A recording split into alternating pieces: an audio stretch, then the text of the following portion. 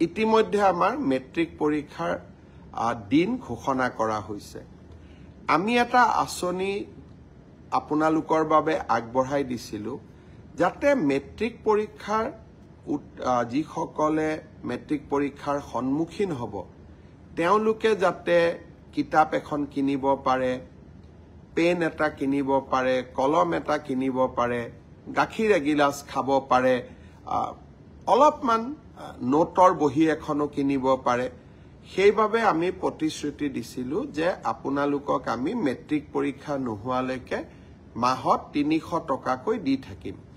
এইবাৰ প্ৰায় ৪,২৫,০০০ ছাত্ৰ-ছাত্ৰীয়ে ২৮ তাৰিখে শিক্ষামন্ত্ৰী ৰণোজ পেগু ডাঙৰীয়াৰ সৈতে আপোনালোকক নৱেম্বৰ মাহৰ ৩০০ টকাটো মুকলি কৰি দিম তাৰ পিছত ডিসেম্বৰত পাব জানুৱাৰীত পাব ফেব্ৰুৱাৰীত পাব